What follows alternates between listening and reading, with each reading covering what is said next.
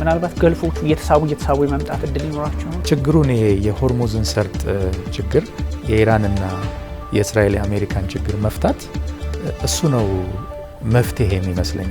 ኢራን ከታሰበው በላይ ከሚገባው በላይ ጠንካራ አገር መሆኗን ያስመሰከረችበት ጦርነት። ሰይድ አባስ አራግቺ የውጭ ጉዳይ ሚኒስትሩ ቀልድ አይደለም፣ የዓለማችን ሱፐር ፓወር ጋር ነው ጦርነት ውስጥ የገባ ነው፣ 40 ቀን ሙሉ ከአሜሪካ ጋር መዋጋት ይሄ ሌላ ታሪክ ነው አሉ። ዶናልድ ትራምፕ ይሄ የኢራን ጦርነት እንዲያበቃ ይፈልጋሉ። ሌላ ደግሞ የመፋለሚያ ሜዳ ዋጋ የሚከፍል ህዝብ ልክ እንደ ጋዛ አይነት ህዝብ ሊባኖስ ውስጥ ልንመለከት እንችላለን። ደቡብ ሊባኖስ እና ደቡብ ቤይሩት የሺያዎች አካባቢ ያለው ኢራኖች ሄቪ ኢንቮልቭመንት አላቸው። ይሄን ያለ አቅም ያለውና የጦር መሳሪያ የታጠቀ ኃይልን ገፍተው ወይም ደግሞ በድርድር ማዕቀፍ ውስጥ ሳታስገባው የሚደረጉ ነገሮች ለይስሙላ ወይም ደግሞ ያለውን የፖለቲካ ቅርጹን ብቻ ነው ሊያሳይ የሚችለው። አሜሪካና ኢራን መደራደር ካለባቸው የእስራኤል የሴኩሪቲ ደህንነት አብሮ መረጋገጥ አለበት። ጤና ይስጥልኝ ተመልካቾቻችን፣ የተለያዩ ዓለም አቀፋዊ ጉዳዮችን በጥልቀት የሚዳስሰው ኤንቢሲ ዓለም አቀፍ ተጀምሯል። በሳምንት 2 ቀን ነው፣ ረቡዕና ቅዳሜ። ዛሬም እንግዲህ እንግዳ ይኖሩናል። በተለያዩ ትምህርት ክፍሎች በኃላፊነት ያገለገሉ ናቸው። የተለያዩ ፖለቲካዊ ትንታኔዎችን በመገናኛ ብዙሃን በመስጠትም የሚታወቁ ናቸው። የተለያዩ ጥናቶችን በማድረግ ይታወቃሉ። ትምህርታቸውም በፍልስፍና በፖለቲካል ሳይንስና ዓለም አቀፍ ግንኙነት ነው። በትምህርት ዝግጅታቸውም ከዚህ ጋር በተገናኘ የተለያዩ የትምህርት ክፍሎች ላይ ሰርተዋል። በአሁኑ ሰዓት ደግሞ በአዲስ አበባ ዩኒቨርሲቲ የፖለቲካል ሳይንስና ዓለም አቀፍ ግንኙነት መምህርና ተመራማሪ ሆነው እያገለገሉ ይገኛሉ። ትእዛዙ መሐመድ እንኳን ደህና መጡ። እንኳን ደህና ቆያችሁ። ደህና ነዎት? እግዚአብሔር ይመስገን። አንተ እያልኩ ነው የምቀጥለው። አዎ።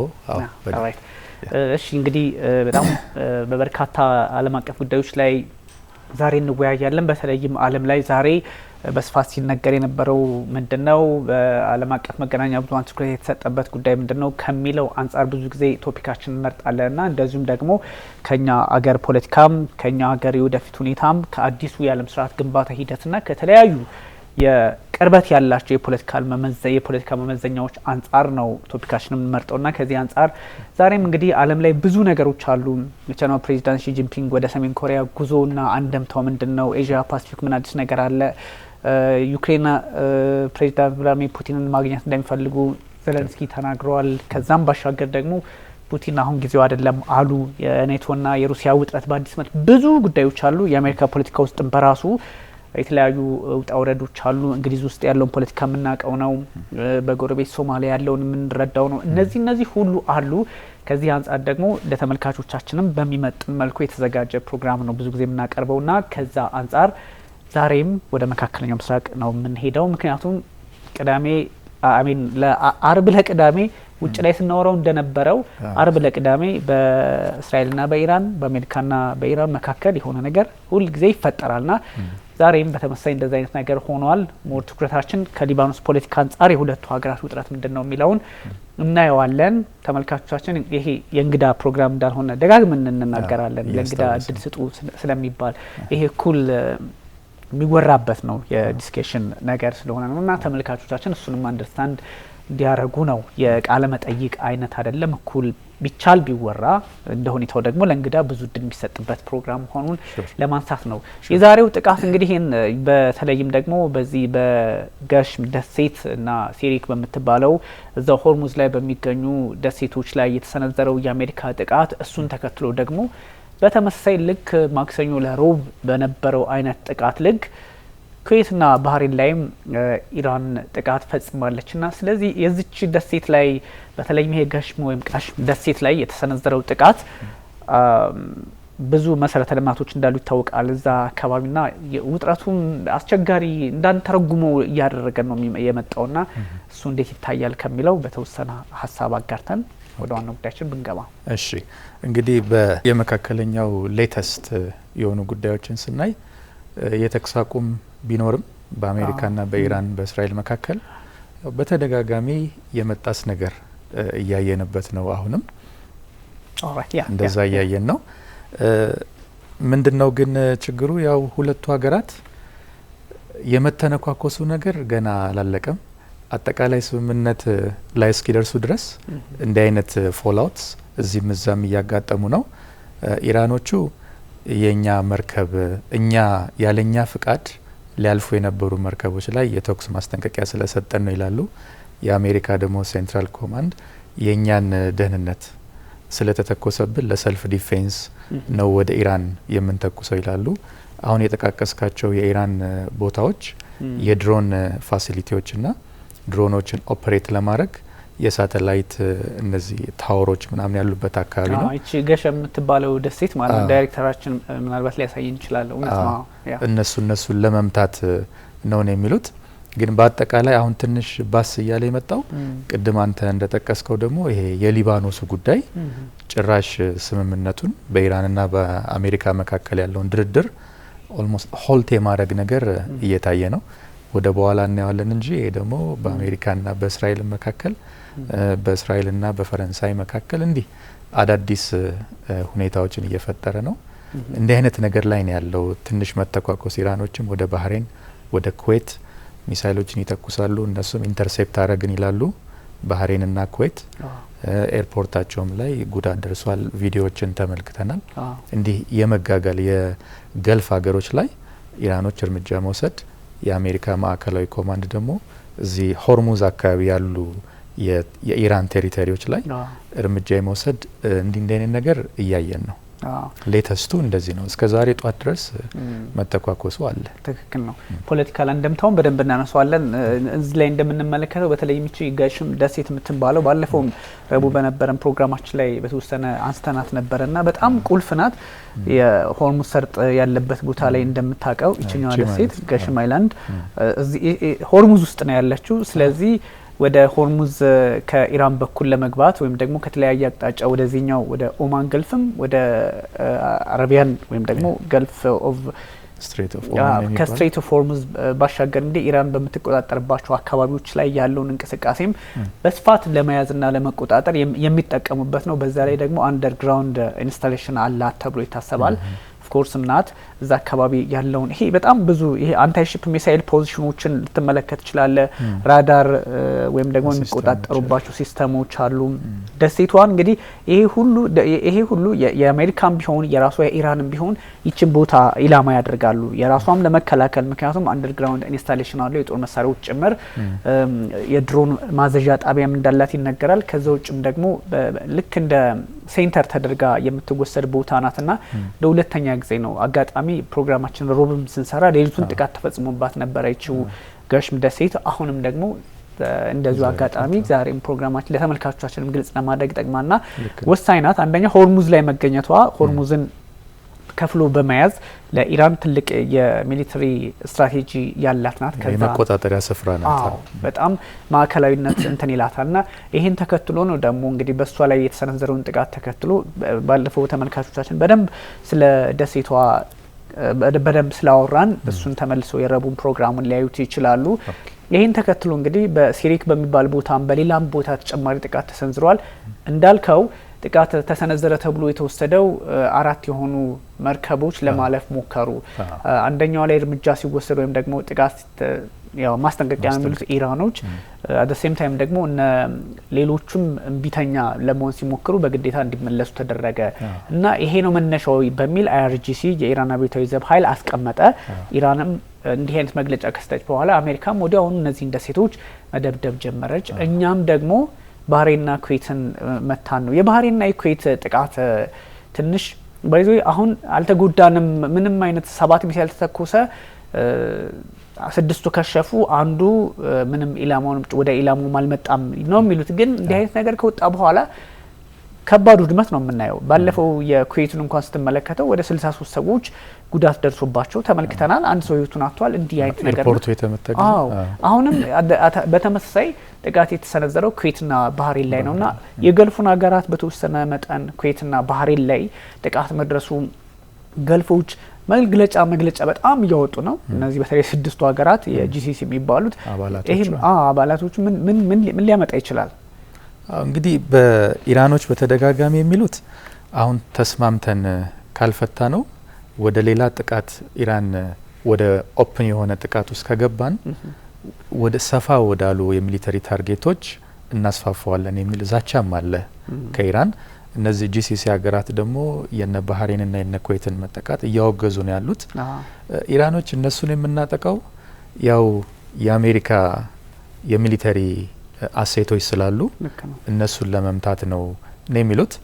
ያው እየተጋጋለ የመምጣት ነገር አለ። ግን በዋናነት ከሁለቱ ሀገራት በላይ ይሄ ሊባኖስ አካባቢ እየተካሄደ ያለው ነው አግራቬት እያደረገው ያለው የሚል ነገር ይታየኛል። አይ እንደዚህ ኦኬ ኩዌት ላይ የተፈጸመው ጥቃት በተለይም ኤርፖርቱ ላይ የተፈጸመው ጥቃት እንግዲህ ባለፈው በነበረው ጥቃት አሁን ደግሞ ድጋሜ በኩዌት ላይ የተሰነዘረው ጥቃት በባህሬን ላይ የተሰነዘረው ጥቃት እንዲህ አይነት ነገሮችን እያወሳስበው ሊመጣ ይችላል።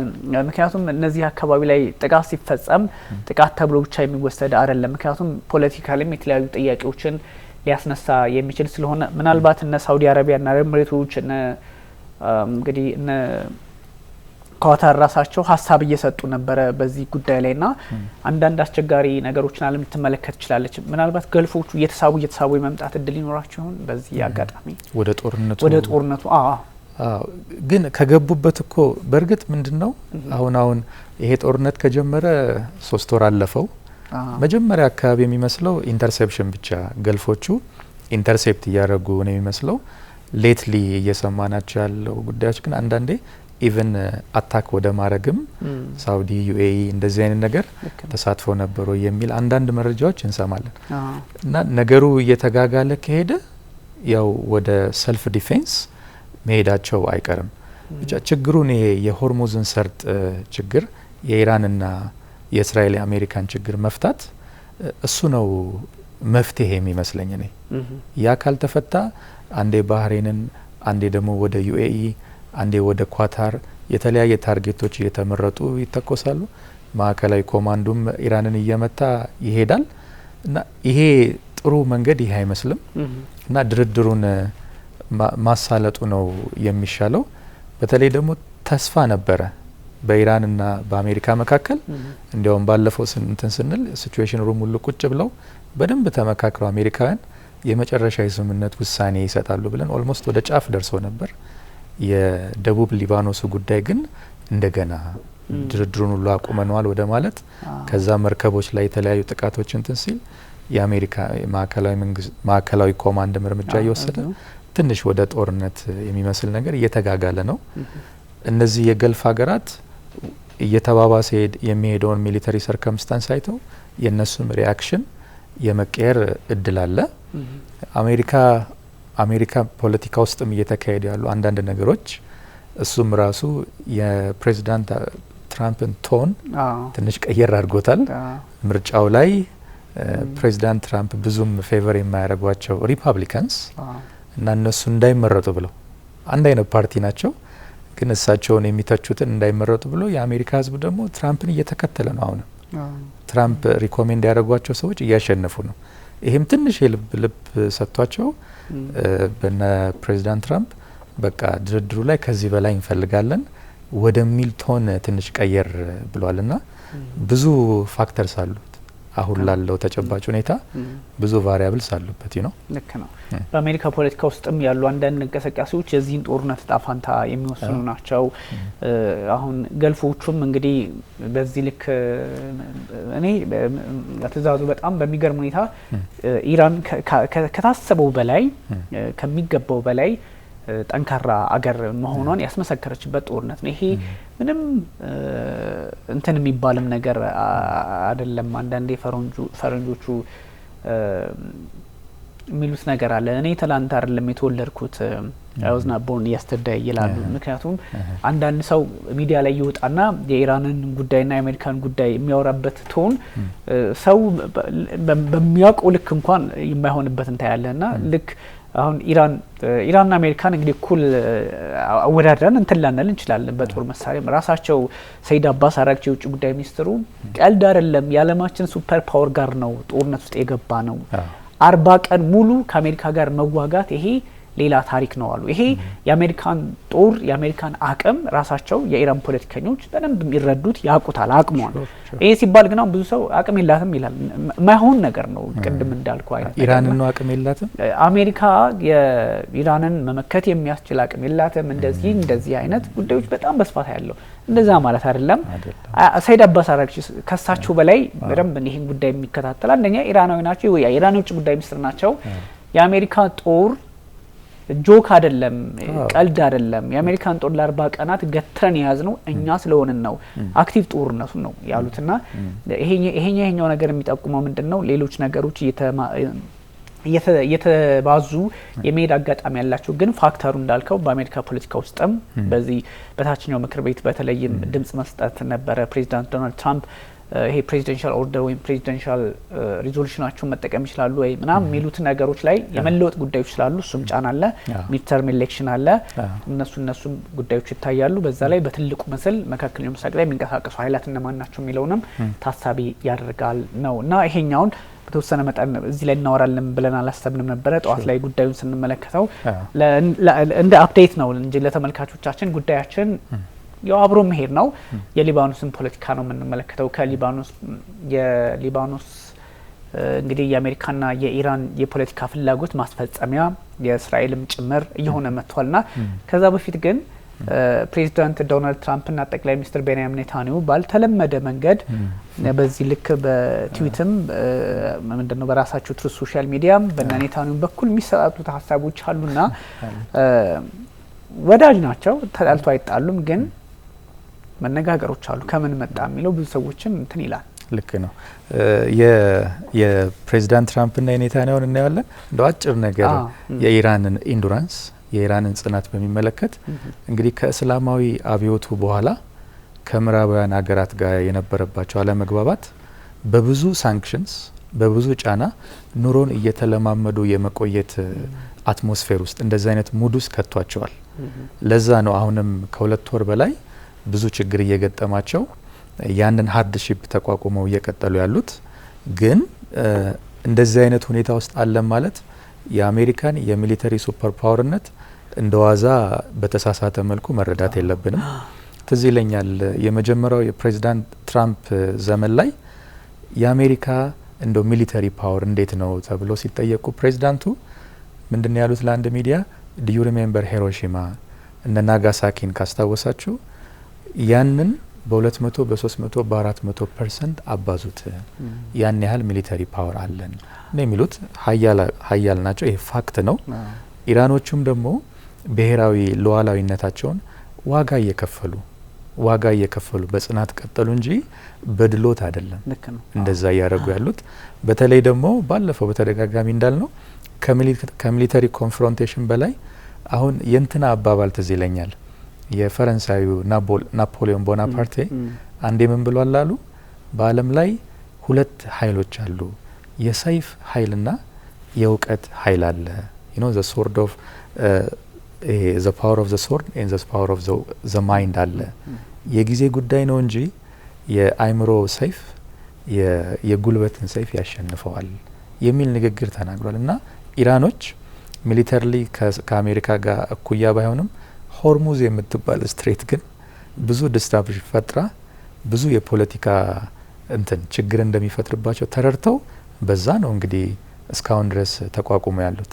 እና ወደ ተሳሳተ ካልኩሌሽን ውስጥ መግባት የለብንም። ዩናይትድ ስቴትስ ኢዝ ዘ ሞስት ፓወርፉል ኔሽን ኦን እርዝ። ኢራኖችም እስካሁን ሰርቫይቭ ያደረጉት ከእስላማዊ አብዮቱ ጀምሮ ማዕቀብ እየተጣለባቸው ያንን ወገባቸውን አስረው በትግል እየቀጠሉ ነው ያሉት። ጥቅማቸውን ለማስከበር ዋጋ እየከፈሉ ነው እንጂ ይሄ ባይሆን ይመርጣሉ። እነሱ ተግባብተው ቢሆን ይመቻቸው ነበርና እንደዚህ አይነት ነገር አለ። ወደ አነሳው ጥያቄ ወደ ፕሬዚዳንት ትራምፕና ኔታንያሁ ያው ፕሬዚዳንት ትራምፕ ሆርሙዝን አስከፍተው በአሜሪካ ውስጥ ይሄ ሚድል ክላሱና ዝቅተኛው ህብረተሰብ ያለበትን የኑሮ ጫና መቀነስ ይፈልጋሉ። እየተደራደሩ እየሄዱ ሳለ ግን እስራኤል ወደ ደቡብ ሊባኖስ በደንብ እየገፋች ስትሄድ ኢራን የኛ ስምምነት ሊባኖስንም ይመለከታል፣ ከሂዝቦላ ጋር ያለው ጉዳይን ይመለከተናል፣ ያን ካላስቆማችሁ እኛም ሆርሙዝን አንከፍትም እና ደግሞ ኢኮኖሚክ ችግሩ ይቀጥላል ሲሉ እንግዲህ ፕሬዚዳንት ትራምፕና ኔታንያሁ ተደዋውለዋል። በተለይ ለመጨረሻ ጊዜ የተደዋወሉት ጭራሽ ከደቡብ ሊባኖስ እየተስፋፋ ደቡባዊ ቤይሩት እንደምታውቀው ይሄ የሺያዎች አካባቢ ነው ደቡባዊ ቤይሩት እና ያንንም እናጠቃለን ወደሚል ሲኬድ ነው ነገሩ የተጋጋለው እና አንዳንድ ደስ የማይሉ በቃ ክፉ ደግ ተነጋግረዋል እንዳልከው ክፉ ደግ ተነጋግረዋል። እሳቸውም እንደተናገሩ እንዲህ ብያለሁ ብለዋል። ኔታንያሁም ያው ቤተሰብ ውስጥ ያለ አለመግባባት ነው፣ ታክቲካሊ ነው ልዩነት ያለን፣ ግን ወዲያው ችግራችንን እንፈታለን የሚል ነገር አለ። ለምንድነው ትራምፕና ኔታንያሁ እዚህ ውስጥ የገቡት? ዶናልድ ትራምፕ ይሄ የኢራን ጦርነት እንዲያበቃ ይፈልጋሉ። ፖፑላር አይደለም በአሜሪካ ውስጥ ኢኮኖሚያዊና ፖለቲካዊ ችግር ፈጥሯል። ይሄ ሊፈታ ደግሞ ወደ ጫፍ ሲሄድ እስራኤል በደቡብ ሊባኖስ ጥቃት ስታካሂድ ደጋግመን እንዳልነው ሂዝቦላ እና ኢራን በጣም ጠንካራ አላይ ናቸው፣ ወዳጆች ናቸው። ከመሰራረቱ ጀምሮ የኢስላማዊ ሪቮሉሽኑ አለበት በትሬኒንግም በፋይናንስም በጦር መሳሪያም ስላሉ እነሱ እየተጎዱ ኢራንና አሜሪካ መስማማት አንችልም። በዚህ ጉዳይ ነው እስራኤሎች በጣም አግሬሲቭሊ ያጠቃሉ ደቡብ ሊባኖስን። ይሄ ደግሞ ኢራኖችን አስቆጣ። ኢራኖች ሲከፉ ደግሞ ከአሜሪካ ጋር የጀመሩትን ድርድር ያቋረጥባቸዋል። ይሄ ነው ትራምፕና ኔታንያሁን ትንሽ ክፉ ደንግ ያነጋገራቸው ነው።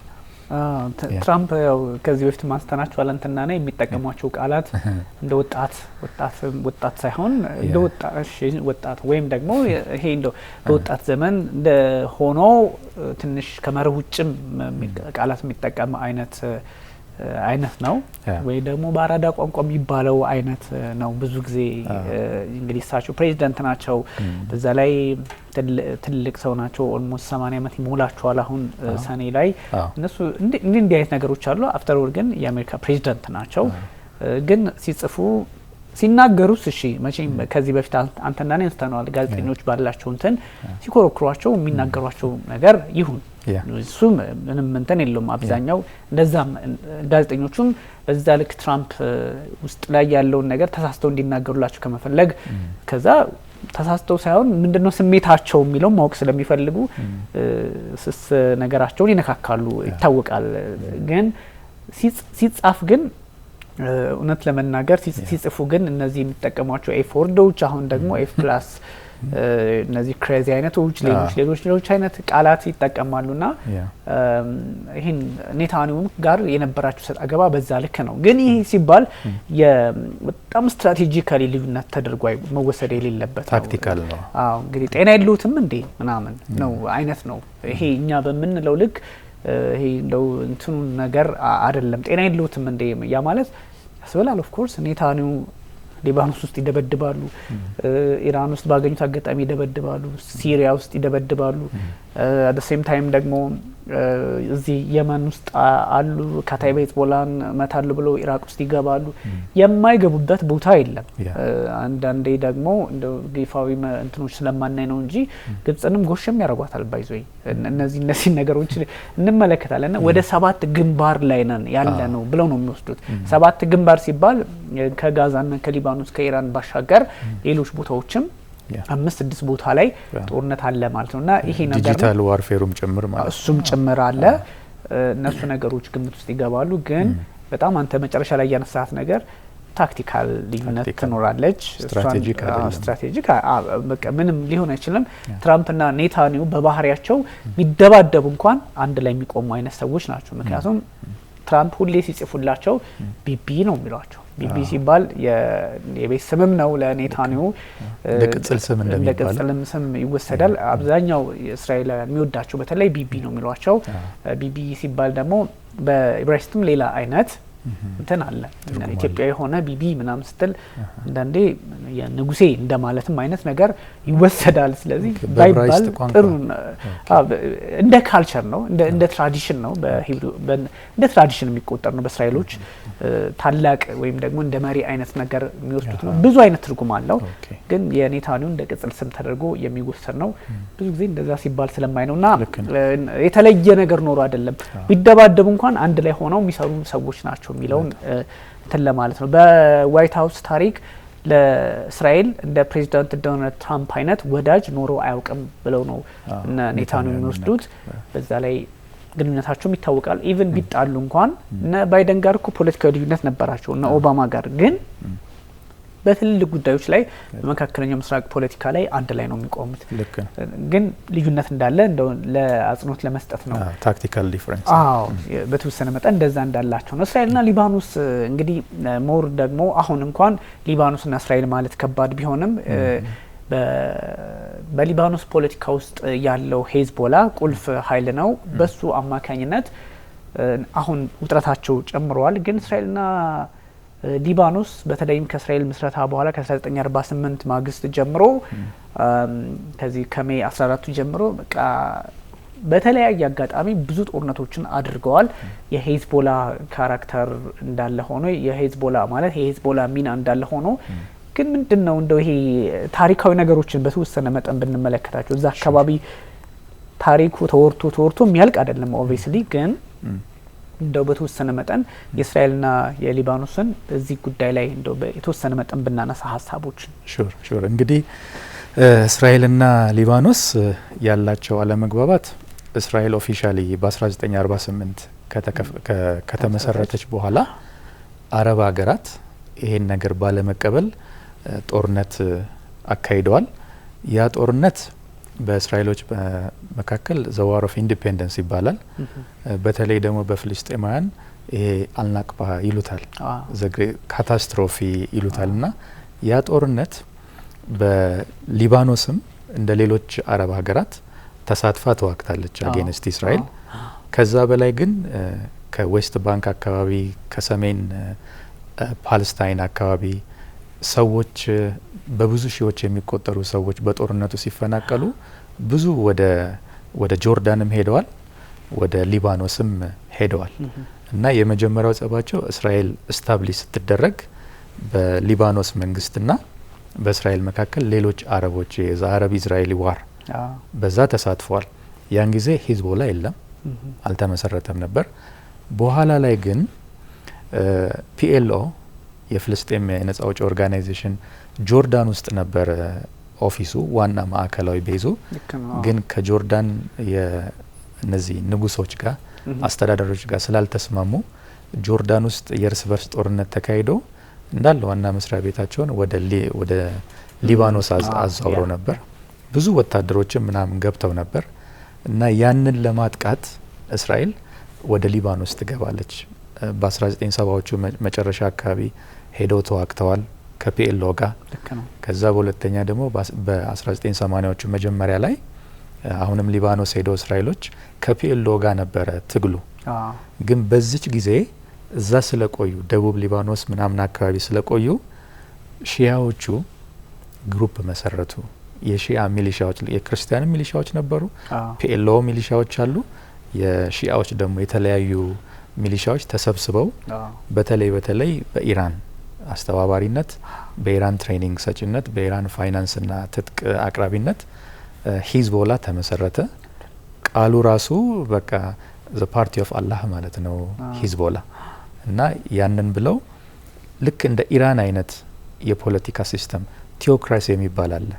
በሃይማኖት መሪዎች የሚተዳደር ስርዓት ቲዮክራሲ፣ በብዙሀን ህዝብ የሚተዳደር ስርዓት ዲሞክራሲ እንደሚባለው በሃይማኖት መሪዎች የሚተዳደረው ደግሞ ቲዮክራሲ ይባላል። ኢራን ታየዋለህ፣ ቫቲካን ታየዋለህ። እነዚህ ሁለት ሀገራት ውስጥ ቲዮክራሲ አለ። ሂዝቦላም ያንን ነው ኮፒ አድርጎ ኢስላሚክ ስቴት በኢራን ሞዴል ደቡብ ሊባኖስ ውስጥ ስታብሊሽ ለማድረግ እስራኤልን ከደቡብ ሊባኖስም ለማስወጣት የእስራኤል ህልውናንም ባለመቀበል አንቀበልም በሚል ትግል ውስጥ ገቡ። እስራኤልም የአውሮፓ ሀያላንም በዚህ አካባቢ መኖራቸውን በመቃወም የተመሰረተ በ1982 የተመሰረተ ኦርጋናይዜሽን ነው። ልክ እንደ እንትን ብለው ወሰዱ። አሁን ደቡብ ሱዳን ኤስፒኤልኤም የሚባለው ኤስፒኤልኤም የሚባል የፖለቲካል ዊንግም አለው፣ ኤስፒኤልኤም የሚባል ደግሞ አርሚም አለው። ልክ እንደዛ ሂዝቦላ ፖለቲካል ድርጅትም አለው፣ ሚሊሻ የታጠቀ ፓራሚሊተሪ፣ በጣም ጠንካራ ፓራሚሊተሪ። እርግጥ አንዳንድ ዳታዎች ከ100,000 በላይ ወታደሮች ሁሉ አሉት ይላል። ዓለም ላይ ቁጥር 1 ነው። ቁጥር 1 ነው። በጣም ነን ስቴት ሆኖ በጣም ከባድ ፓራሚሊታሪ ግሩፕ ነው ይባላል። ከ1980ዎቹ ጀምሮ ልፍልፍ እያለ ከእስራኤል ጋር እየተዋጉ እስካሁን ድረስ ደርሰዋል። እየተጋጋለ ደርሰዋል። እና ይሄ ነው በእስራኤልና በሊባኖስ መካከል ያለው ችግር። እስከ 1980ዎቹ ድረስ ከፒኤልኦ ጋር ከሊባኖስ መንግስት ጋር ነበር። ከ1980ዎቹ መጀመሪያ አካባቢ ጀምሮ ደግሞ ደቡብ ሊባኖስ አብዛኛው ሺያ ስለሆኑ ደቡብ ቤሩትም አብዛኛው ሺያ ስለሆኑ በቃ ትግሉ ከነሱ ጋር ሆኗል ማለት ነው። በደቡብ ሊባኖስ በኩል ያለው እንዳልከው በደንብ አስተዋል ታሪካዊ ሂደቶቹን ከዚህ ከአረብ እስራኤል ጦርነት ጀምሮ ያለው ነው። በእርግጥ ሊባኖስም ገፈት ቀማሽ ናት በእንደዚህ አይነት ጉዳዮች። እስራኤልም ገፈት ቀማሽ ሆናለች። በሰሜናዊ እስራኤል ዜጎች ይፈናቀላሉ፣ ይተኮስባቸዋል፣ ጫና ይደርስባቸዋል። አሁን ድረስ ባለው ሁኔታና ትንሽ አካባቢው እንትን ነው፣ ቅርብና ቅርብ ነው። የሆነ ድንበር ላይ ሆነ እንደዚህ የምታየው ቦታ ነው። ኩታ ገጠም ነው፣ እዛው ስለሆነ ገጠም ነው ታያቸዋል። እና ከዛ አንጻር ከታሪክም አብሮ እየተመዘዘ የመጣ ነው። ስለዚህ እንዳልከው የያሲር አረፋቱ የፒኤልኦ ወይም የፍልስጤም ነጻ አውጪ ድርጅት እሱ ምስረታውን ሲያደርግ እንግዲህ በዋነኝነት የሚንቀሳቀሰው በደቡባዊ ሊባኖስ ነበረ እና እሱን ለመዋጋት ብላ ነው በ1970ዎቹ በተደጋጋሚ ገብታ ቆይታ ነበረ። ደቡባዊ ሊባኖስን ተቆጣጥራ 2000 ገደማ ወይ እንደዛ አካባቢ ማን ነው ሄዝቦላ ነው በጣም ጠንካራ ሄዝቦላ ነው እስራኤልን ባይዞ ከደቡባዊ ሊባኖስ ያስወጣትና እንደዚህ ያለ 2006ም ታሪክ ተፈጠረ። የ34 ቀናቱም ጦርነት የምናስታውሰው ነበረ። በጣም ብዙ ኢትዮጵያውያን የሚቸገሩበት የነበረ ጦርነት አለ። እሱ ሁሉ የሆነ ሄዶ ቀጥሎ ነው አሁን እንግዲህ ይሄ ሊባኖስና እስራኤል ባለው ፍሬም ልክ ሊባኖስና እስራኤል ሲባል ሀገር ለሀገር ስቴት ቱ ስቴት ነው። ይሄ ያለውን ሁኔታ ጠቅላላ አውዱ እንደዚህ ነው። ግን ከሆነ ጊዜ ወዲህ በተለይም ከቅርብ ጊዜ በኋላ ያለው ነገር የሄዝቦላና የእስራኤል እየሆነ መጥቷል። የሄዝቦላና የእስራኤል ብቻ እስራኤል እንዲያውም አሁን የሊባኖስ መንግስት በቃ አገሩንም ማስቀጠል አለበት እውነት ለመናገርና በጉዳይ ላይ ጣልቃ ትግቡብኝ እያለና የኢራን ፖለቲከኞችም ባያገባችሁም የሚል ትናንትና ፕሬዚዳንት ኦውን የሚባሉት የሊባኖሱ የእናንተ ሀገር አይደለም በሀገራችን ላይ ጣልቃ ትግቡ በሚል ማሳሰቢያም ሲሰጡ ነበር። ባርጌኒንግ ቺፕስ አትጠቀሙብን የሚል ሀሳብ ሲሰጡ ነበረ። እውነት ነው ግን ያሳዝናል። የሊባኖስ ፖለቲካ ሊባኖስ እኮ ወይም ደግሞ ቤሩት እኮ በመካከለኛው ምስራቅ ያለችው ፓሪስ ነበር የምትባለው በ50ዎቹና በ60ዎቹ ከ43 ምናምን ጀምሮ ቀደም ብሎ ነው ነጻ ያወጡት ከፈረንሳይ ማለት ነው። ከዛ ጊዜ ጀምሮ ጥሩ ነበሩ እስከ 70ዎቹ ድረስ እና ዲያውም እኮ በመካከለኛው ምስራቅ ላይ የሃይማኖት መቻቻል ምናምን የሚባሉ መቻቻል ኦፍ ኮርስ ትንሽ እንደው እየተደባበርክም አብሮ መቀጠል ነው። እነሱ ግን ኖረውት ይሄ ማለት ሰው ነው በሚል ትልቅ እንትን ላይ ደርሰው የሚኖሩ ነበሩ።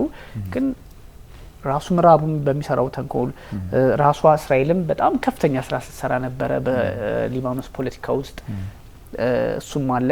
ከዛም ደግሞ ሄዝቦላ እነሱም የሚያደርጉት ነገር ትንሽ እንዳልከው የቲዮክራሲ አይነት ነገሩን ማምጣታቸው እሱም ደግሞ ሌላውን እየገፋ የመጣ የሆነ ሲሄድ ኢራንም ስገባበት እስራኤልም ስገባበት ፈረንሳይም ስቲል እንደ ባለቤት እንትን ይላታል። ምንም ፋይዳ ግንኙነት አላቸው።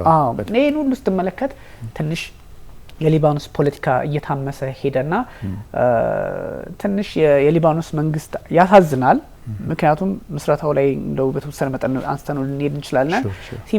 ምስረታውን በጣም ያሳዝናል እኮ የፖለቲካል ይሄ ባርጌን ቺፕስ ያሉት ነገር እኮ እውነት ነው።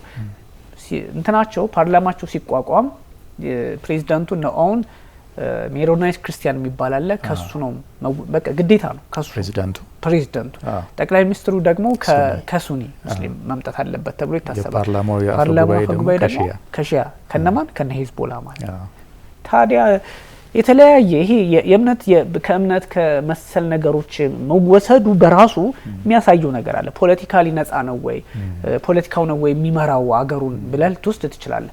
ከዛን ደግሞ ስትሻገር በተለያየ ጎራ ውስጥ ያሉ ኃይላትን ወደዚህኛው ደግሞ የፖለቲካ ማዕቀፍ ውስጥ ማስገባቱ በጎ ሆኖ ሳለ ግን ደግሞ ግልጽ አጌንስት ሊባኖስ መንግስት ቆሞ ሊደራደር የሚችል ከሆነ አስቸጋሪ ነው። አሁን እኮ ሊባኖስ ውስጥ እነ እስራኤልና እነ አሜሪካ በእነሱ ፍላጎት ልክ እያጠፉት ያለው ዋናው መንግስት አለ። ከዛ ደግሞ ኢራን በራሷ ፍላጎት ልክ የሰፋችውና እያጠፈችው ያለ ሄዝቦላ አለ። ስለዚህ ምዕራቡና ምስራቁ ለማለት ይከብዳል። የኢራን ብቻ ከምዕራቡ ያፈነገጠ ኃይል ሊባኖስ ውስጥ ገባ ነውና ገቡ ማለት ይቻላል ወይ? ከተቻለም የመንግስት መስረታቸውና ቅኝ ግዛቱን አገናኝተን ብናነሳው ሹር ከመነሻው ጀምሮ የሊባኖስን ጉዳይ ብናየው እንግዲህ ይሄ የመካከለኛው ምስራቅ በአጠቃላይ የስልጣኔ ምድር ነው። ከብዙ ሺህ ዓመታት በፊት ጀምሮ ያለ የስልጣኔ ምድር ነው። ይሄ የቤሩት አካባቢ የሊባኖስ አካባቢ ዘሌቫንት የሚባለው አካባቢ እዛም ትልልቅ የፖርት ከተማዎች ትልልቅ የንግድ ማዕከላት የነበሩበት ኤሪያ ነው እና ከብዙ ሺህ ዓመታት በፊት ጀምሮ የንግድ አካባቢ ነው። በኋላ ላይ አንድ ወሳኝ ነገር በሰባተኛው ክፍለ ዘመን ሙስሊም አረብስ እየተስፋፉ ሲሄዱ እዛ አካባቢ የነበሩ ክርስቲያኖች ወደ ይሄ ሊባንን ወደሚባል ተራራማ አካባቢ ወደዛ ኤሪያ አፈግፍገው ቁጭ ብለው ነበረ። በኋላ የኢስላሚክ ማዕከል የሆነችው ኦቶማን ኢምፓየር ስለነበረች እሷ ደግሞ ስትይዘው ለ400 ዓመት ገደማ ይሄ ፓርት አሁን ሊባኖስ የምንለው ኤሪያ በኦቶማን ኢምፓየር ስር ነበር። ፍልስጤምን ጨምሮ ፍልስጤም መካከለኛው አብዛኛው አካባቢ በኦቶማን ኢምፓየር ስር ነበረ።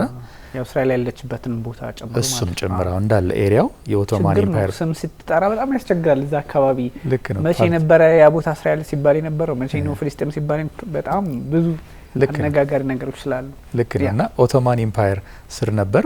ከዚህ በፊትም እንዳልነው የመጀመሪያ ዓለም ጦርነት ብሪቲሾችና ኦቶማን ኢምፓየሮች ባላንጣ ነበሩ እና ኦቶማን ኢምፓየርን ለማሸነፍ ባለፈውም እንዳልነው የአረብ አመራሮችን አብረዋቸው እንዲሰለፉ እና ኦቶማኖች እንዲሸነፉ ከዛ አካባቢ እንዲወጡ ተመካክረው ተሸንፋለች። ኦቶማን ኢምፓየር ፌል አድርጋለች እና ከዛ በኋላ ሊግ ኦፍ ኔሽን ምንድነው ያደረገው? ይሄንን ኤሪያ ማንዴት በሚባል በማንዴት ስርዓት ለጊዜው በማስተዳደር በሚል ነው የብሪቲሽና የፈረንሳይ ማንዴት ስር ነው የሆነው። ባለፈውም እንዳልነው ብሪቲሾች ይሄ ፓለስታይንን ሌሎች አካባቢዎችን ያዙ።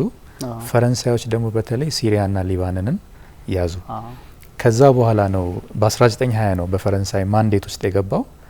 ይሄ ሊባኖስ ከፍተኛ ስፍራዎች አካባቢ የነበሩትን ህዝቦች ብቻ ሳይሆን ሌሎች የወደብ ከተሞችንም አስፋፍታ ፈረንሳይ ይሄ ግሬተር ሊባኖን የሚባለውን አካባቢ መስርታ ከ1920 እስከ 1943 በማንዴት ስር በኦፊሻል ኮሎኒያሊዝም ሳይሆን በማንዴት ስር በሞግዚት አስተዳደር ቆየች ሊባኖስ።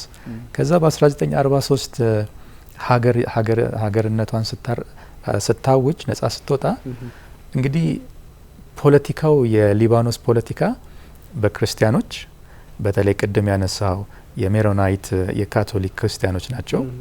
የነሱ ኢንተረስት አለ፣ የሱኒዎች አለ፣ የሺያዎች አለ። ያን ለማቻቻል የተሄደበት ይመስላል። በ1930ዎቹ መጀመሪያ አካባቢ የተካሄደ ሴንሰስ ያን መሰረት አድርገን በ1943 ፈረንሳይ ፕሬዝዳንቱን፣ ጠቅላይ ሚኒስትሩን እና የምክር ቤት አፈ ጉባኤውን የተለያየ በቃ መሳ ለመሳ እኩያ ሆነው እንዲሄዱ የሚያደርግ ነገር የሚመስል አለ። 100% እኩል ናቸው ባንልም ብቻ ሶስቱም ሪፕሬዘንትድ የሚሆኑበት መንግስት መሰረቱ በ1943። ከዛ በኋላ ነው አንተ ያልከው በ1950ዎቹ በ1960ዎቹ ፋይናንስን በሚመለከት ባንኪንግን በሚመለከት ቱሪዝምን በሚመለከት በጣም ምርጥ ሀገር ነበረች። እነ ቤሩት እነ ሊባኖስ ሌሎችም ከተሞቻቸው ምርጥ ኤሪያዎች ነበሩ። በኋላ ላይ ግን ከሂዝቦላ መምጣት በፊት የእርስ በርስ ጦርነት አጋጥሟቸዋል። በዛው በክርስቲያኖች እና በሙስሊሞች መካከል 15 ዓመት የፈጀ አለመግባባት ተከስቷል። እሱ ነው ከዛ በኋላ ነው እንግዲህ የሂዝቦላ ጉዳይ ተጨምሮበት ችግሩ እየተባባሰ የመጣው እና ያ ነው ፈተና ውስጥ እየከተታቸው የመጣው። ታሪካዊ መነሻው ይሄን ይመስላል የሊባኖስ ጉዳይ። ጥሩ አንስተዋል።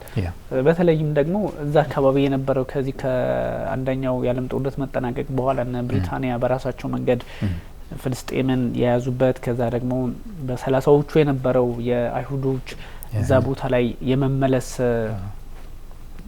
ፍልሚያ እና ብዙ ስራዎችም ሲሰሩ በነበረበት ሰዓት አብሮ የሚታይ ነው፣ የሚነጣጠል አይደለም እና ብዙ ጊዜ በጣም በተደጋጋሚ የእስራኤልና የሊባኖስን ፖለቲካ ስናነሳ ከእስራኤል ምስረታም ጋርም ብቻ ሳይሆን ከአንደኛው ዓለም ጦርነት በኋላ ያለውን ከኦቶማን ቱርክም የፖለቲካ ግንዛቤ አንጻር አብሮ መታየት ስላለበትና እነ ፈረንሳይም ስቲል እኛም አለንበት ነውና በጣም የሚያሳዝነው በፋይናንስ ሀብ ስትባል የነበረች በቱሪዝም በብዙ ታሪካዊ ነገሮች የምትታወቅ ሀገር ናት ሊባኖስ። ጥንታዊትም ስለሆነች ከሱ ባለበት ሁኔታ እንዳልከው በዚህ በ15 ዓመታቱ የእርስ በርስ ጦርነታቸው ይሄ የእንትን መንገድ ይሄ ክርስቲያን ይሄ ሙስሊም እነዛ የመሰሉ የሰለጠኑ ሚድል ኢስት ላይ አይተናናቅም ታይቶም አይታወቅም ነበረ። በእንደዛ ይሆን የታወቀ አይነት ክላሲፊኬሽን ነበረ። ግን እነሱ ወደዛ ይሄ በግራ በኩል ያለው እንትን በቀኝ በኩል ያለው እንትን ይሄ መስመሬ እናንተም ከመባል አደገኛ ውጥረት ውስጥ ገቡ። የገቡበትን ምክንያት ብዙ ሩት ኮዞች ስትሄድ ደግሞ ከዚሁ ሊባኖስ ልክ አሁን እንዳለችበት አይነት ሊባኖስ የመፍጠር ፍላጎት በወቅቱ እንዳለ ያሳያል ነው እንግዲህ ጉዳዩ። ስለዚህ አሜሪካና ኢራን አሁንም ምዕራቡ በተለያየ መንገድ የሊባኖስ ፖለቲካ ውስጥ እንደቆየ ይታወቃል። በተለያየ መንገድ አሁንም ደግሞ እርቅ ለመፍጠር አግሪመንት ነበረ። ጠቅላይ ሚኒስትር ቤንያሚን ኔታንያሁ መንግስታቸውና እንግዲህ ኦን ወይም ደግሞ የሊባኖስ መንግስትን እየመራ ያለው እሱ ተደራዳሪዎችን ልከው በዋሽንግተን ስምምነት ላይ ደርሰው ነበረ። ስምምነቱ የሚያሳየው ኦፍ ኮርስ ደቡባዊ ቤሩት እንዳትመታ፣ ግን በጣም ያሳዝነው እንመጣበታለን ወይ አንዳንድ ኃይላትን አለማሳተፍ መቻል አስቸጋሪ ነገሮችን ፈጥሮባቸዋል። ግን ደግሞ ኢራንና አሜሪካ የራሳቸውን ሜዳ ልክ እንደ ሆርሙዝ እየከፈቱ ይመስላል ሊባኖስ ውስጥ እና የእነሱ ጣልቃ ገብነት እንዴት ይታያል? አንደኛ አያገባችሁም ማለት ጀምረዋል። በተለይ ኢራኖች ላይ ነው እንዲህ አይነት ድምጽ እየበዛ ያለው። ኢራን አያገባችሁም ፕላስ ደግሞ ሄዝቦላም ያንተ ህዝብ ባልሆነው በሊባኖስ ህዝብ ላይ መፈትፈት የለብህም በሚል ይሄው ፕሬዚዳንት ተነግረዋል። እንግዲህ ፕሬዚዳንቱ ማናቸው ከሚለው ተመልካቾቻችን አሁን ሊገባቸው በደንብ ይችላል። ከዛ አንጻር ገብተዋል ኦልሞስት። ሌላ ደግሞ የመፋለሚያ ሜዳ ዋጋ የሚከፍል ህዝብ ልክ እንደ ጋዛ አይነት ህዝብ ሊባኖስ ውስጥ ልንመለከት እንችላለን እና እንዴት ይታያል? እንደው ይቅርታና ሊባኖስ ውስጥ ያለው ነገር ብዙ ኢትዮጵያውያን አሉ። እንዲያውም ብዙ አስቸጋሪ ነገሮችን ስመለከት ነበረ። ከዛ እየወጡ መንግስትም ለማስተናገድ ይቸገራል። የሊባኖስ መንግስት ቅድሚያ የሚሰጠው በቃ ዋና የራሱን የፈርስት ጄኔሬሽን ዜጋውን ነው ሊሰጥ የሚችለው የራሱን ዜጋና ብዙ ኢትዮጵያውያንም ይቸገራሉ። ምክንያቱም ብዙ ኢትዮጵያውያን ቤሩት ሄደው ይሰራሉ። በትልልቅ ቢዝነስ ደረጃም በተገኘው አጋጣሚም እንደማንኛውም አረብ ሀገር ሄዶ እንደሚሰራ ሰውና ብዙ ነገሮችን ስንመለከት ነበረ። አሰሪዎችም አንዳንዴ በቃ ልጆቻቸውን ይዘው ይሄዳሉ፣ ለነሱ ቤት ተቆልፎባቸው ይቀሩ አሉ። እሱን ስንመለከት ነበርና ኢምፓክቱ ከባድ ነው። ኤንዌይ አሜሪካና ኢራን ገቡ ሊባኖስ ውስጥ ማለት ይቻላል። እንዴት ይታያል ይሄ ጉዳይ? ኦሬዲ ውስጥ ናቸው እኮ ኢራን የምዕራባውያን በአሜሪካን በእስራኤልም በለው ሊባኖስ ውስጥ አሉበት። በቃ 1982 ሂዝቦላ ሲመሰረት በተደጋጋሚ ካንተ ጋር ስንወያይ የአክሲስ ኦፍ ሬዚስታንስ የሚባል ግሩፕ አላቸው ኢራኖች። ኢራን አለች፣ ሂዝቦላ አለ፣ ኢራቅ ውስጥ የሺአ ሚሊሻዎች አሉ። ትንሽ ደግሞ ሪሊጂየስሊ ሱኒ ቢሆኑም ሀማስ ራሱ የዛ ፓርት ነው። ሀውቲዎቹ ሺያው ነው፣ ደቡብ ሰሜን ምስራቅ የመን ውስጥ አሉ። እና አሁን ኢራን አሁን የምትገባ ሀገር አይደለችም። ኦሬዲ ላለፉት ብዙ አመታት 40 አመታት ገደማ ከደቡባዊ ኢራን ፖለቲካ ውስጥ አሉበት። ገና ሲመሰረት ጀምሮ እነ ሂዝቦላ በሐሰን ናስረላ እነዚህ የሺያ ክሌሪክ ናቸው፣ የሃይማኖት መሪዎች ናቸውና በደንብ የእስላማዊ አብዮት የኢራኑ ዘብ በደንብ ነው ያስታጠቋቸው። ኢራን አለችበት እና የመካከለኛው ምስራቅ ፖለቲካል ዳይናሚክስ ኢራን ሂዝቦላ እንደዚህ እያለን ሀውቲ ሀማስ ምናን እያልን እንደምንሄደው እንደ አክሲስ ኦፍ ሬዚስታንስ አለ። ምዕራባውያን ደግሞ ዩናይትድ ስቴትስ፣ ኢዝራኤል እያለን አንዳንድ የገልፍ ሀገራትም በአብርሃም አኮርድ እንዲ ፖዚሽን ቀየር እያደረጉ እንዲህ አይነት ነገር አለ። ሌላ የትግል ሜዳ ይሆናል ኦሬዲ ነው በቃ ደቡብ ሊባኖስ እና ደቡብ ቤይሩት የሺያዎች አካባቢ ያለው ኢራኖች ሄቪ ኢንቮልቭመንት አላቸው። በጣም ትልቅ ኦፕን የሆነ ሄቪ ኢንቮልቭመንት አለ። ሂዝቦላም በአንዳንድ እንትኖቹ ዶክሜንቶችን ብታይ በቃ ወደ ጦርነት ራሱ የገቡት ወደ እስራኤል መተኮስ የገቡት ፌብሩዋሪ 28 አሜሪካና እስራኤል አያቶላን ሲገሏቸው እሳቸውን ለመበቀል ብለው ነው ከ2 ከ3 ቀን በኋላ ወደ ሰሜን እስራኤል መተኮስ የጀመሩት። ኢራኖች ደቡብ ሊባኖስ ፖለቲካ ውስጥ ሄቪሊ ኦሬዲ አሉበት፣ ምዕራባውያንም ደግሞ አሉበት። በተለይ ወደ በኋላም እናነሳ ይሆናል እንጂ ከዚህ በፊት ምን ተባብለናል? እንግሊዝ በቀኝ ግዛት ወይ በሆነ ግንኙነት ያላትን አገራት 100% ግንኙነቱን በጥሰው አልጣሉም። ኮመንዌልዝ የሚባል ግሩፕ አላቸው። ፈረንሳይ ደግሞ በቀኝ ግዛትም በሌላም መንገድ የነበራትን ግንኙነት ፍራንኮፎን በሚባል ኦርጋናይዜሽን አሉ እና ቤይሩት የዛ ኦርጋናይዜሽን አባል ናት። እና ደግሞ ፈረንሳይ በጣም ጠንካራ ሪሌሽንሺፕ አለ ከቤይሩት መንግስት ጋር። ፈረንሳይኛ ካልቸሩ በጣም ዲፕሊ ፖፑላር ነው ሊባኖስ ውስጥ። ትልቅ ቋንቋ ነው ፈረንሳይኛ ራሱ በሊባኖስ እና ለዛ ነው አውሮፓውያንም ይመለከታቸዋል። ኢራኖችም ኦሬዲ በተለይ በሂዝቦላ በኩል ቆይተዋል፣ ኢንቮልቭ ካረጉ ቆይተዋል። ዛሬ የሚጀምሩት አይደለም ቢኒ። እንዲያው ይሄ በአዲስ መልክ ውጥረት ይሁን አዲስ ሜዳ መፈለግ ሆርሙዝ ላይ ያለውን እና የተለያዩ አካባቢዎች ላይ ያለውን በዚህ በኩልም የማስፈጸም ነገሮች ነው እንጂ እሱማ እንዳልከው ረጅም ጊዜ የወሰደ ነው። ከሂዝቦላ መስረታም ከዛ በፊትም በነበሩ አንዳንድ እንቅስቃሴዎች አሉበት። አሁን ያለው ሁኔታ ደግሞ ትንሽ በሊባኖስ ፖለቲካ ላይ ማወራረጃ ሊያረጉት አይነት ስሜት አለውና ትንሽ አስቸጋሪ ሊሆን ይችላል። እስራኤልና የሊባኖስ መንግስት ተደራድረዋል። ሲደራደሩ የነበረው ስምምነት ሂዝቦላ እንዲወጣ ነው። ያ ማለት ትጥቅ እንዲፈታም አይነት ጭምር ነው። ይሄ ማለት ደግሞ በኢራንና በራሱ በሂዝቦላ ተቀባይነት አለው ወይ? ይሄንስ የሚያደርገው የእስራኤል መንግስት ጥቃቱን እየቀጠለ ነው፣ በአሜሪካ እየታገዘ ነው፣ የሊባኖስ መንግስት እንዴት ነው? ወይም ደግሞ የሊባኖስ መንግስት የአሜሪካና የእስራኤል መንግስት ሶስቱ አንድ ላይ ሆኖ በዚህ በምንመለከተው ስምምነት ልክ ነበረ ተስማምተው ችግሩ መፍትሄ ለመስጠትና ሂዝቦላ በአካባቢው ላይ እንዲወጣ የማድረግ ፍላጎት ነበረ ከደቡብ ሊባኖስ። ይሄ ግን ልክ በተደጋጋሚ እንደሚባለው እስራኤል በአሜሪካና በኢራን ፖለቲካ ውስጥ ተሳታፊነቷ ጎልቶ የአንበሳውን ድርሻ ወስዳ ስምምነት ላይ ካልተደረሰ በስተቀር ቴህራንና ዋሽንግተን ብቻ በሚያደርጉት ስምምነት የሆርሙዝም ጉዳይ አይፈታም፣ የዩራኒየም ማበልጸግ ሂደቱም አይፈታም እንደሚባለው ሁሉ በሊባኖስ ፖለቲካ ውስጥም ሊባኖስና እስራኤል አሜሪካ ሆነው ስለተደራደሩ ሂዝቦላን የሚገፋ ከሆነ እንደማይሆን ያስታውቃል። ወዲያውኑ አልቀበለውም አለ። እሱም አልቀበለውም ከማለቱ በፊት እስራኤልም ጥቃት ስትሰነዝር ነበርና ከጅምሩ እንዴት ሊታይ ይችላል? ዋነኛ ተዋናዩ ልክ ቅድም ባነሳነው መንገድ አሜሪካና ኢራን ሊታረቁ ከተፈለገ እስራኤልም ሀሳቧን ይዛ መቅረብ አለባት ወይም ደግሞ በአሜሪካ በኩል መወከል አለባት እንደሚባለው ሂዝቦላ በማንም ሊወከል አይችልም በአፈ ጉባኤው ካልሆነ በስተቀር። ግን እሱን የመግፋት የማስወጣት እሺ እንዲጠፋ ይፈለግ ይጥፋ፣ ግን ደግሞ ድርድሩ በሊባኖስ መንግስትና በእስራኤል መንግስት መካከል ነው ተብሎ ተወስዶ አሜሪካ አደራዳሪ ሆና ሶስቱም ተመሳሳይ አይነት ፖዚሽን ላይ ከሆኑ ሂዝቦላ ሲያረገው እንደነበረው መተኮሱ እንደሚቀጥል ይታወቃልና ያስኬድ ነው እንደው ጉዳዩ የሚያስኬድ ይመስላል። ከአካባቢው ባህሪም አንፃር እንደኔ ያረዳድ አያስኬድም እና አንድ የተፈጠረ ችግር ፕሮፐርሊ ጄኒዩንሊ መፍታት ከተፈለገ የሚመለከታቸው ስቴክሆልደርስ ኢንቮልቭ ማድረግ አለባቸው። የግድ ነው። የሚመለከታቸውን አካላት ኤክስክሉድ አድርገ የምታመጣው መፍትሄ አይሆንም። አሁን ቅድም አንተ ጠቅሰዋል።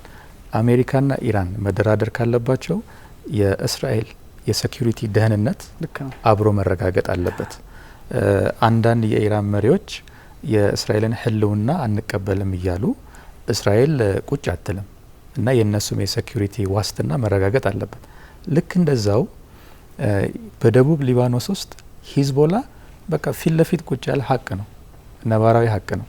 ደግሞ በሚገርም ሁኔታ ሂዝቦላ ይሄ ማህበራዊ አገልግሎቶችን በመስጠት ትምህርት ቤት፣ የጤና ፋሲሊቲዎችን እስታብሊሽ በማድረግ ከደቡብ ሊባኖስ ህዝብ ጋር በጣም ኢንተግሬትድ ነው። በቃ እኛ ማለት ሂዝቦላንን ነው የሚሉት የደቡብ ሊባኖስ ነዋሪዎች፣ የደቡብ ቤሩት ነዋሪዎች። ይሄን አካል እየተፋለምክ ያለውን አካል ኤክስክሉድ አድርገ በእስራኤል በዩናይትድ ስቴትስ እና በሊባኖስ መንግስት ብቻ ስምምነት እንትን ካለ 3/4ኛውን የተሳተፉት እንጂ ኮምፕሊት አይደለም። በጣም መልካም ነው። እስራኤል የሊባኖስ መንግስትና አሜሪካ መንግስት መስማማታቸው ጥሩ ነው። አሁን የጎደለውን ሂዝቦላን መጨመርና አግሪመንቱን ኮምፕሊት ማድረግ ያስፈልጋል። ሂዝቦላን ኤክስክሉድ ያደረገ የሊባኖስ ጉዳይ አይጸናም እና እስራኤሎችም ምንድነው የሚሉት ሂዝቦላ ትጥቅ መፍታት አለበት፣ ሂዝቦላ ከደቡብ ሊባኖስ ለቆ መውጣት አለበት። ይሄ ደግሞ አስቸጋሪ ነው። በጣም የምንቀበለው አይደለም። በተደጋጋሚ እስራኤል እየገባች እየወረረችን ስለሆነ አንቀበለውም ነው የሚሉት ሂዝቦላዎች። ብቻ ምንድነው ቢያንስ በተኩስ አቁም ግን ሊስማሙ ይችላሉ። ባለፈውም ጊዜ እንዳደረጉት። አሁን ያስቸገረው ምን መሰለብኝ፣ ይስማማሉ በጠረጴዛ ዙሪያ የተኩስ አቁም ዲክሌር ይደረጋል። ወዲያው ያን በተናገሩ ማግስት መተኳኮሱ አለ፣ አልጸና ያለ ነገር አለ። ይሄ ኮንቬንሽናል የሆነ ጦርነት የለም እንጂ መተኳኮሱ አለ። እስራኤል ደግሞ ሪሰንትሊ በደቡብ ሊባኖስ በጣም ሄቪሊ እየሄደችበት ነው። በጣም መጀመሪያ እስከ ሌታኒ ሪቨር ነበር። አሁን ደግሞ ከዛም ከፍ ያለ በቃ የሰሜን እስራኤልን ደህንነትና የገሊላ ከፍታዎች ያሉ ነዋሪዎችን ደህንነት ማረጋገጥ አለብን ብለው ሄቪሊ ኢንቮልቭ አድርገዋል። ብቻ ዘ ቦተም ላይን የሊባኖስና የእስራኤል ስምምነት ዊዛውት ሂዝቦላ የማይመስል ነገር ነው። እነሱንም አካቶ በኢራን በኩል ያለውንም ችግር ፈቶ በኢራን ጫና ወይ የሂዝቦላን ራሱ ፖለቲካል ኢንተረስት የሴኩሪቲ ዋስትና ሰጥቶ ማረጋገጥ ይቻላል እንጂ ዊዛውት ሂዝቦላ የእስራኤልና የሊባኖስ ስምምነት ኮምፕሊት ሊሆን አይችልም። ምክንያቱም ጠንካራ ኃይል ስለሆነ ቅድም ነን ስቴት አክተር የሆነ ግን ከባድ የጦር መሳሪያ የታጠቀ ኃይል ነው የሚደግፈው። ትልቅ ፓራሚሊተሪ ኃይል ያለው እሱ አለ። ይሄን ያለ አቅም ያለውና የጦር መሳሪያ የታጠቀ ኃይልን ገፍተው ወይም ደግሞ በድርድር ማዕቀፍ ውስጥ ሳታስገባው የሚደረጉ ነገሮች ለይስሙላ ወይም ደግሞ ያለውን የፖለቲካ ቅርጹን ብቻ ነው ሊያሳይ የሚችለው። ምክንያቱም አሜሪካ፣ ኢራንና የሊባኖስ መንግስት በተወሰነ መጠን የተስማሙበት ነገሮች እንዳሉ ያሳያል። አንድ አይነት ሀሳብ ነው የሚያራምዱት፣ አንድ አይነት የፖለቲካ ቁመና ውስጥ እንዳሉ ያሳያል። ሁሉም የሊባኖስ መንግስትም እንደ መንግስት ኦፍ ኮርስ ሂዝቦላን አይፈልገውም። ምክንያቱም ሂዝቦላም በደቡባዊ ሊባኖስ አካባቢ በስፋት የሚንቀሳቀስ ትልቅ ውክልናም ያለው በፖለቲካ ውስጥም ስለሆነ ከሊባኖስ መንግስት አንጻር ስትመለከተው ለራሱ የእስራኤልን ያህል ስጋት አለበት። አንደኛው የተቋቋመበትን አላማ የሚታወቅ ነው። ሂዝቦላ ቀላል አይደለም። እንደውም እስራኤል ከየትኛውም ኃይል በላይ በተለይ ይሄ በአክስ ኦፍ ሬዚስታንስ ውስጥ ካሉ ኃይሎች ከነውቴዎችም ከነምናምንም በላይ እንደ ሂዝቦላ የምትፈራው የላትም። በጣም ነው የምትሰጋው። ጠንካራ ነው። ፕላስ ደግሞ እዛው ብቅንቅ የሆነ ነገር ነውና በዛ ልክ እንትን አለው። እናም እስራኤል በጣም ዲፕ ኢንቱ ሊባኖስ ገብታለች። የማይካደው በሊባኖስ ይሄ የሊታኒ ወንዝ ከዚህ ቀደም በ1970ዎቹ አይ ቲንክ የነበረ አንድ ስምምነት እሱ የሲሪያ ነው። በ2006 ላይ አካባቢ በነበረው ውጥረትና በነበረው ተኩስ አቁም ላይ የመንግስታቱ ድርጅት እንኳን ዩኒፊል የሚባለው ሰፍሮ ቀጥሎ ነበር እስካሁን እና እሱ ራሱ ምንም እየፈየደ አይደለም። በሊታኒ ወንዝ አካባቢ አለ። እስራኤል በዚህ በኩል እንትን የሚያደርግ ወይም ደግሞ የሊባኖስ ኃይሎችን ጨምሮ ይሄ የመንግስታቱ ድርጅት ሰላም አስከባሪ ዩኒፊል የሚባለው የሚንቀሳቀስበት ቦታ ነበር። እሱ ላይ አሁን ያለችው እስራኤል ነች። ስለዚህ እስራኤል ከሱ መውጣት አለባት ነው። እንደዛ ለማድረግ ደግሞ ኔታንያሁ አሁን የገቡበት ጦርነት የፈለጉትን የማሳካት አይነት እየሆነላቸው ስለመጣ ሊባኖስ ላይ በደንብ እየገቡ ነው። ኔታንያሁ ባይዘው ጦርነቱ ከገቡባቸው አካባቢዎችና ጦርነቱን በዚህ በጋዛ ስም ከገቡበት እንቅስቃሴ ሁሉ አላቅም ኢራን ላይ ካልሆነ በስተቀር አብዛኞቹን በፈለጉት ልክ እየሄደላቸው እንደሆነ ይሰማኛል። ኢራንም ላይ ቢሆን ቢያንስ ኢራን ላይ በድርድር ቀጥሎ ቢሆን ኢራን የኒውክሌር ጦር መሳሪያ ታጥቃ ልታርፍ ትችል ነበር። ኦፍ ኮርስ አሁንም ችግር ነው። በእርግጥ ኢራን እና አያቶላ አሊ ኻሜኒ ቢሆኑ ህይወታቸው ያለፈው ማለት ነው። እሳቸውም ቢሆኑ እኛ እንታጠቅም በሚል በተለያዩ ምክንያቶች ከዚህ ቀደም ዘርዝረናቸዋል። ሪሊጂየስ ሞራል ብናምን ማስ ዲስትራክሽን የሆኑ ነገሮችን አንፈልግም በሚል አስቀምጠው ነበረ።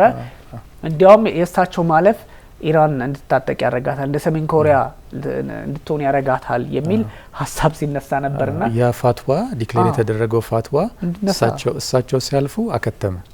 አሁን ያሉት መሪ ደግሞ ሌላ ፋትዋ ዲክሌር የማድረግ ኢንታይትልመንት አላቸው። ሙር ደግሞ የእሳቸውን ያህል ኦፍ ኮርስ ሙጅተባ ኻሜኔይ የእሳቸውን ያህል እንትኑ ላይ ኖራቸው ይችላል። አሁን እሳቸው ስትመለከተ አያቶላ አሊ ኻሜኔይ የእሳቸው ሀሳብ የሚጸናበትና የሙጅተባ ኻሜኔይ ከአቀባበል አንጻር ሊለያይ ይችላል እና እንዳልከው አሁን ያን ዲክሌር ቢያረጉስ አይአርጂሲ ይቀበላሉ ወደሚል ጥያቄ ትገባለ። ምክንያቱም ህልውና አደጋ ውስጥ ከሆነ ምንድነው እናንተ ይሄ ፋትዋ የምትሉት ነገር ለማን ብለን ነው ብትፈልጉ እናንተ ልትቀሩ ትችላላችሁ አይነት አቋሙ ሊወስዱ ይችላሉ። ምክንያቱም በጣም ጠንካራ አክተር ሆኗል።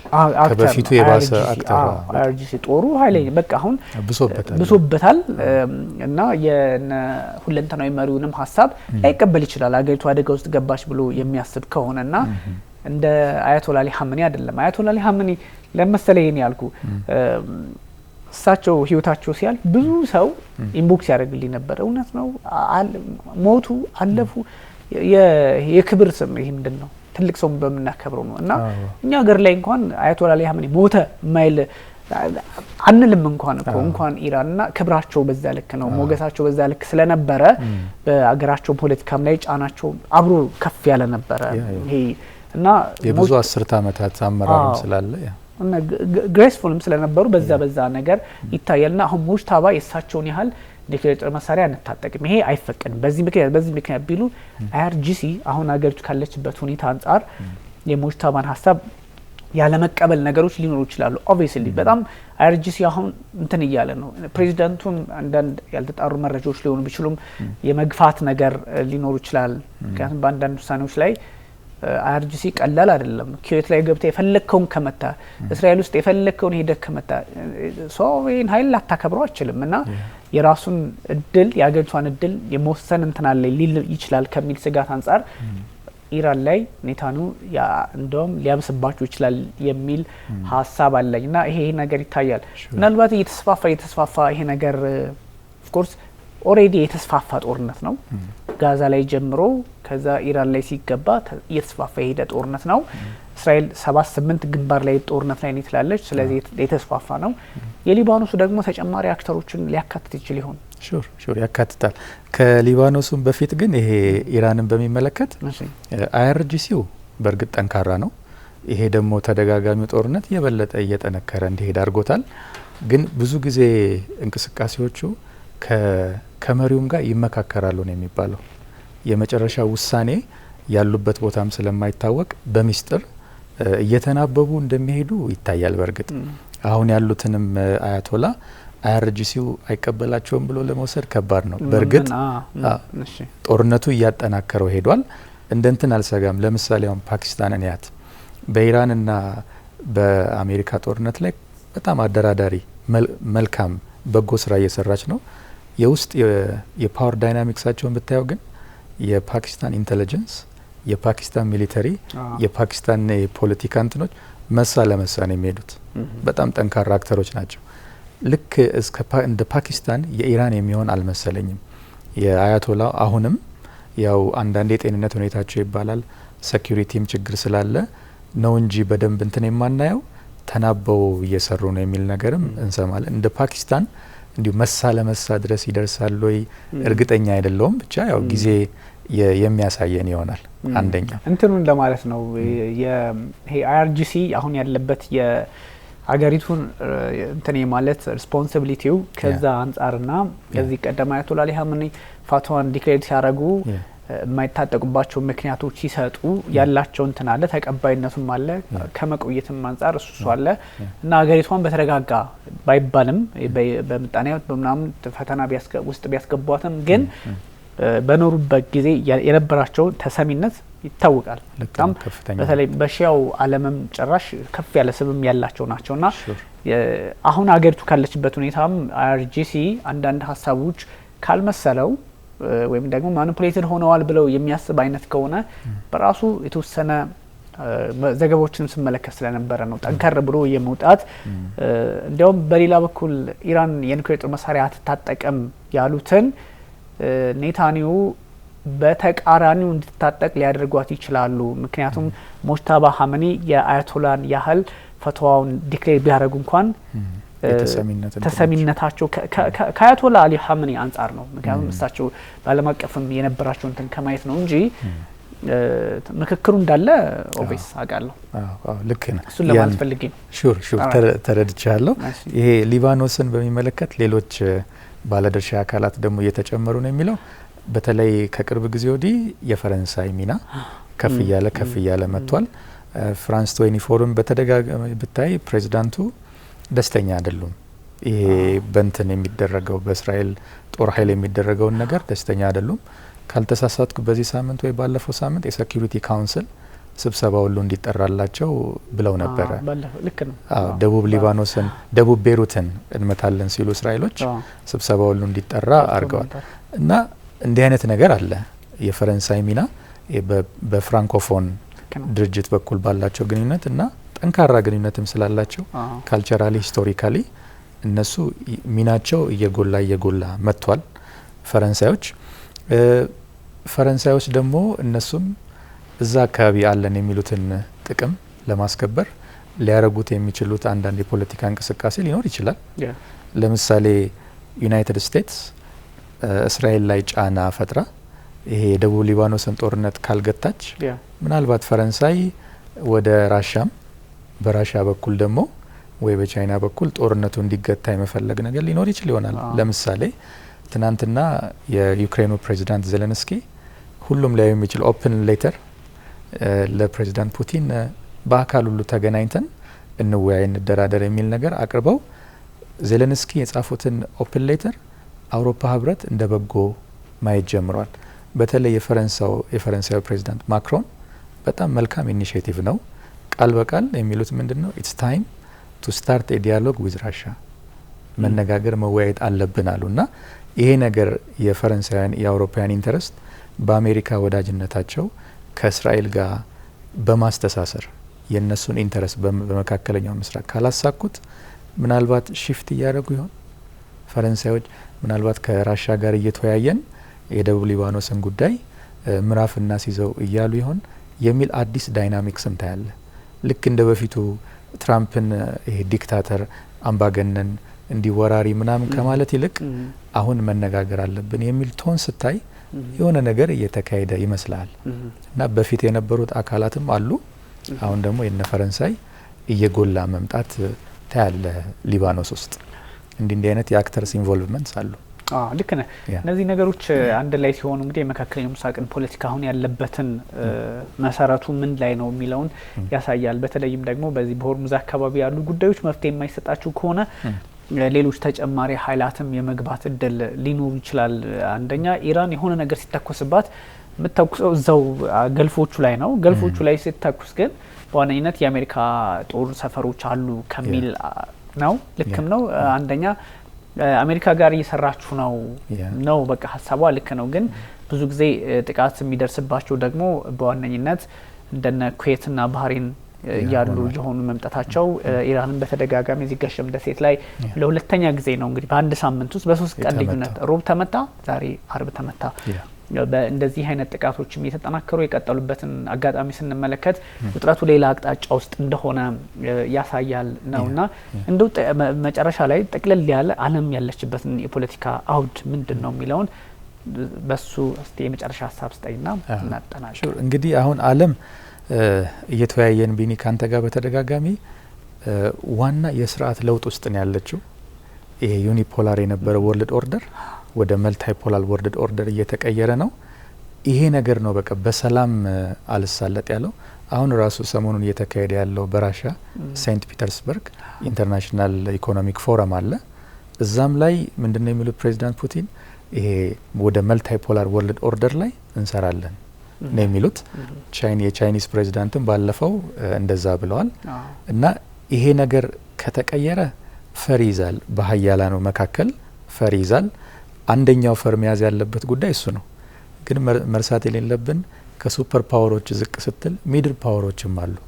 አሁን ሚድል ፓወሮቹ በመካከለኛው ምስራቅ፣ በአፍሪካ ቀንድ እና በአፍሪካ ውስጥ ያላቸውን ኢንቮልቭመንት ስታይ እነሱም ተስማምተው ሚቹዋል ቤኔፊት ውስጥ ካልገቡ እነሱም በጣም ሌላ ከባድ ሰርከምስታንስ ሊከቱን ይችላሉ። አሁን ይሄ ከግብጽ ጀምረ እንደዚህ እዚህ አፍሪካ ቀንድ፣ ሰሜን አፍሪካ፣ መካከለኛው ምስራቅ ምናምን ብታይ የተርኪሾች ሚና፣ የሳውዲዎች ሚና፣ የዩናይትድ አረብ ኤሚሬትስ ሚና ትንሽ ከፍ እያለ መጥቷል እና ሱፐር ፓወሮቹም አሜሪካ ብቻ የምትዘውረው ዓለም አብቅቶ መልታይ ፖላር መሆኑን ሪኮግናይዝ ማድረግ፣ ሚድል ፓወሮቹም እየመጡ ያሉት ኢኮኖሚክ እና የሴኩሪቲ ኢንተረስቶቻቸውን ቫዮለንት በሆነ በጉልበት ከማድረግ በመስማማት ማድረግ፣ የእነሱንም ጥቅም ሌሎች ጥቅም የሚጋሩ አካላትንም ጥቅም አክብሮ በመስራት እንደዛ ከተሄደ ለዓለም ኢኮኖሚ ለዓለም ሰላም መልካም ጊዜ ይጠብቀናል። ግን እያባባሱት ከመጡ ግን ችግሩ ከባድ ይሆናል። ብቻ የኛ ተስፋ የኛ እንግዲህ ጸሎትን ማድረግ ካለብን እነዚህ ሱፐር ፓወርስ ከቀልባቸው እንዲሆኑ፣ እነዚህ ሚድል ፓወሮቹም አንዳንድ ጊዜ አዲስ የሆነ ኤንጌጅመንቱ ስትገባ ካልተጠነቀቅ የሆነ እየገፋፋ የሚወስድ ነገር ብዙ ዳሜጅ ያመጣል እና የሚድል ፓወሮቹ ሚና የዋዛ አይደለም። እነዚህ ቱርክ ያልኩ፣ ዩኤኢ፣ ሳውዲ አረቢያ በዚህ በቀይ ባህር ግራና ቀኝ አካባቢ እያደረጉ ያሉት እንቅስቃሴም ፈር መያዝ አለበት። የሚድል ፓወሮቹና የሱፐር ፓወሮቹ ተግባብቶ አብሮ ማደግ፣ የነሱንም ጥቅም የሚንቀሳቀሱባቸው ሀገራትንም ጥቅም አክብረው በሚቹዋል ኢንተረስት ከተሄደ አካባቢው የሰላም ቀጠና ይሆናል። ካልሆነ ደግሞ ያው ክፉ ጊዜ ይጠብቀናል ማለት ነው። ያው እግዚአብሔር መልካሙን ያምጣልን ብዬ ነው የምመኘው። ታንኪዩ በጣም ትእዛዙ ሽኩና አመሰግናለሁ። ሹር ኦልራይት ውድ ተመልካቾቻችን ተከታተሉት የነበረ የኤንቢሲ ዓለም አቀፍና የመካከለኛው ምስራቅ ጉዳይን በስፋት አንስተናል። በሆርሙዝ ሰርጥ ፖለቲካ አካባቢ ያለው አዲስ ነገር ምንድነው የሚለው አዲሱ ጥቃት በኢራን ላይና ኢራንም እንደዚሁ በሆርሙዝ አካባቢ ከሚገኙ ቦታዎች ባሻገር ወደ ኩዌትና ባህሬን የሰነዘረችው ጥቃት ምንድነው የሚለውን በስፋት አንስተናል። በተለይም ሊባኖስና እስራኤል በሂዝቦላ አማካኝነት የገቡበት ውጥረት መቋጫ እንዴት ማግኘት አልተቻለም የሚለውን በስፋት አንስተናል። ትእዛዙ መሐመድና ቢኒያም ካሴ አብረናችሁ ቆይታ አድርገናል። ቸር ጊዜ ይውላችሁ።